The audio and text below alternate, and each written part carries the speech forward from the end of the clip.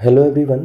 Today we have a question of arithmetic progression, and the question is as the sum of first n terms of two APs are in the ratio of 3n plus 8 is to 7n plus 15. Find the ratio of their 12th terms. इस question में सबसे पहले तो ये समझना है कि to APs इसका मतलब सेंस क्या हो रहा है यहाँ पे। तो टू APs का मतलब जैसे कि एग्जांपल के तौर पे अगर मैं बताऊँ, एक हो गया AP 2, 4, 6, 8 अप टू इस तरीके से ये चलता जा रहा है। और अगर मैं दूसरे AP की बात करूं तो सपोज़ 3, 7, 11, 15 एंड सो ऑन। तो यहाँ पे ये एक अलग AP हो गया, ये वाला एक सेकंड अलग AP हो गया, और इस AP के n टर्म का सम और सेकेंड वाले AP के n टर्म्स का सम, फॉर एग्जांपल मान के चलते हैं 4 टर्म का सम, तो इसके S4 की वैल्यू और इसके भी S4 की वैल्यू जो भी होगी, तो इन दोनों के रेशियो की बात कही गई है यहाँ पे। तो ऐसे टाइप के क्वेश्चंस में हमेशा गिवन डाटा जो हम लोग मेंशन करेंगे सॉल्व करने से पहले, वो बहुत मायने रखता है। तो फिर जैसा कि इस क्वेश्चन में कहा गया है, मैं उसको सॉल्व करके दिखाता हूँ। तो सबसे पहले हम यहाँ पे कंसीडर करेंगे लेट फॉर फर्स्ट AP। दो AP की बात हो रही है, तो मैंने एक AP को फर्स्ट कहा और दूसरे को सेकंड AP कहूँगा। ओके, तो फर्स्ट टर्म को हमने कंसीडर किया है A, और कॉमन डिफरेंस जो फर्स्ट AP का मैं ले रहा हूँ वो है D। आगे हम लोगों को 12th टर्म की ज़रूरत पड़ने वाली है, तो जस्ट उसका एक आइडिया लेते हैं। तो यहाँ पे मैं गिवन डाटा में 12th टर्म भी मेंशन कर दे रहा हूँ, और इसको A12 से डिनोट करते हैं, और इसकी वैल्यू हो जाएगी A plus n minus 1 into D के आधार पे A plus 11D। And the next one is sum of n terms. यहाँ पे जस्ट फार्मूला अप्लाई करेंगे हम लोग, इज इक्वल्स टू, इसको मैं डिनोट कर रहा हूँ Sn से, and it is simply put किया है फार्मूला और कुछ भी नहीं extra, 2A plus n minus 1 into D. Okay, अब मैं बात करूँगा सेकेंड AP की। तो सिमिलरली फॉर सेकेंड AP, अब ये वाला स्टेप काफ़ी इम्पॉर्टेंट है, क्योंकि दोनों APs में कुछ डिफरेंसेस हमको विजुअलाइज भी होना चाहिए। वो किस सेंस में बोल रहा हूँ, तो ये ऐसा। तो लेट द फर्स्ट टर्म, वहाँ क्या कंसीडर किया था A, ऑब्वियसली हम लोग वही लेके चलते हैं ऑलवेज, तो इस बार हम लोग इसको A डैश नाम दे देंगे। कॉमन डिफरेंस सेकेंड AP के D डैश कंसीडर कर ले रहे हैं हम लोग, and the 12th term it will become obviously A12, मगर यहाँ पे डैश, तो A डैश 12 हो जाएगा हमारा, और इसकी वैल्यू क्या हो जाएगी A प्लस 11D, तो यहाँ A dash plus 11D dash. तो therefore sum of n terms को इस बार डिनोशन देने वाले हैं हम लोग S डैश n, और जो फार्मूला है वही।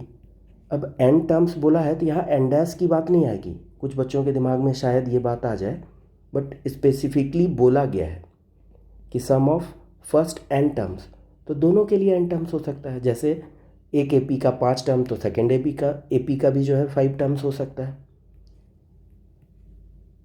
It will be n minus 1 D dash.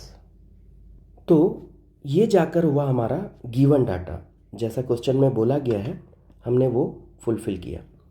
अब जो गिवन है उसमें एक चीज़ और भी दिया हुआ है, and that is Sn by S dash n is equals to 3n plus 8 upon 7n plus 15। Sure, यही तो बोला है ना क्वेश्चन में, sum of first n terms of two APs are in the ratio of this and this.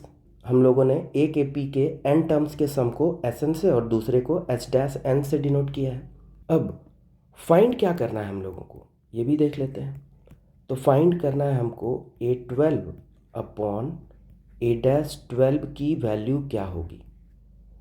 ठीक है, ये तो क्वेश्चन मार्क है, यही पता करना है। तो इसका मतलब दिमाग में रखने के लिए हम लोगों को निकालना क्या है, ये मैं यहाँ पे लिख रहा हूँ। तो मतलब हम लोगों को निकालना है A+11D अपॉन A-+11D की वैल्यू क्या होगी। अब मैंने यहाँ पे इस पार्ट को मेंशन ही क्यों किया, क्योंकि जब हम सॉल्व कर रहे होंगे तो हमारे दिमाग में हमेशा ये आना चाहिए कि फाइनल टर्म्स मेरा कुछ इस तरीके का दिखे, A+11D अपॉन A-+11D। यहाँ तक करने के बाद अब हम लोग सॉल्यूशन की तरफ प्रोसीड कर सकते हैं। ठीक है, तो सबसे पहले हम लिखेंगे ATQ अकॉर्डिंग टू क्वेश्चन क्या दिया हुआ है। तो हमें दिया हुआ है SN/S' की वैल्यू 3n+8 अपॉन 7n+15, और इसको मैं इक्वेशन 1 की तरह ट्रीट करने जा रहा हूँ। और अब मैं क्या करूँगा, इक्वेशन 1 में Sn और S' की जो वैल्यू हमने यहाँ पे मेंशन करी हुई है, ओके, उसको मैं पुट कर दूँगा। तो next step is putting the value of Sn and S' in equation 1। Okay, तो करते हैं पुट। तो Sn की वैल्यू थी n/2 into 2a plus n-1 into d and whole upon it will be n/2 2a dash plus n-1 d dash which is equals to 3n+8 whole upon 7n+15। अब यहाँ पे क्या हो सकता है कि कुछ चीज़ें कैंसिल हो सकती हैं, जैसे n/2 ऊपर नीचे जो है वो कैंसिल किया जा सकता है। तो कैंसिल होने के बाद जो भी चीज़ें बची हुई है उसको मैं यहाँ पे मेंशन करता हूँ। तो that is 2a plus n-1 into d whole upon 2a dash plus n-1 d dash is equals to it is 3n+8 whole upon 7n+15। Okay, अब यहाँ पे हम क्या करेंगे, 2 कॉमन ले लेंगे ऊपर और नीचे दोनों जगह से। ओके, और इसको स्टेटमेंट में दिखा दिया है मैंने बस। अब 2 जैसे ही ऊपर से कॉमन आएगा तो a बचेगा। अब n-1 इंटू डी में तो 2 है नहीं, तो ये क्या हो जाएगा /2। इसको मैं एक साथ कर दे रहा हूँ into D. Similarly here it will 2 into a dash plus n-1/2, एक साथ लिख दे रहा हूँ इनको, d dash is equals to, जो राइट साइड का है उसमें हमने कोई चेंजेस नहीं किया है अभी तक, तो ये एज इट इज़ रह जाएगा। नेक्स्ट ये 2 कैंसिल हो जाएगा। अब जो बचा हुआ है उसको फिर से यहाँ पे हम लोग लिखेंगे, it will a plus n-1/2 into D whole upon a dash plus n-1/2 d dash is equals to 3n+8 upon 7n+15। और इस पार्ट को मैं इक्वेशन 2 की तरह कंसीडर करने वाला हूँ। अब जो ट्रिक है, ट्विस्ट है इस सवाल को सॉल्व करने में, वो बस यहीं पे है। ओके, और वो ये है कि ये जो मेरा टर्म है लेफ़्ट साइड वाला ऊपर और नीचे का, ये मुझे यहाँ पे क्या चाहिए था, मैंने शुरुआत में बताई थी कि ये मुझे चाहिए a+11d upon a dash plus 11d dash, और वो कुछ उसी के सिमिलर दिख भी रहा है। बस फ़र्क क्या है, ऑब्ज़र्व करो कि यहाँ पे मुझे 11 चाहिए था दोनों जगह पे, बट वही नहीं है हमारे पास। तो इसका मतलब है कि हम यहाँ पे क्या कर लेंगे, लेट ये पार्ट, ये वाला जो पार्ट है यही हमेशा ध्यान में रखना है। इसको 11 कर दिया। अब यहाँ से मैं क्या कर लूँगा, n की वैल्यू निकाल लेता हूँ।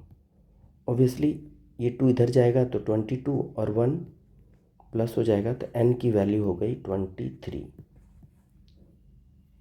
जो भी ट्रिक है बस ये वाले पार्ट में ही है, इसके अलावा कुछ भी नहीं है जो कि यहाँ पे ये सवाल को बनाने में आपको परेशानी क्रिएट करे।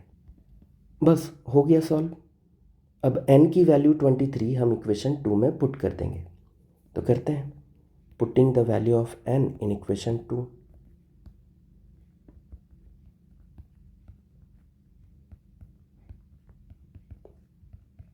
तो क्या बन जाएगा मेरा left side, a plus 11d upon a dash plus 11d dash is equals to, n की वैल्यू पुट करनी है ना 23, तो अब ये RHS में भी पुट होगा।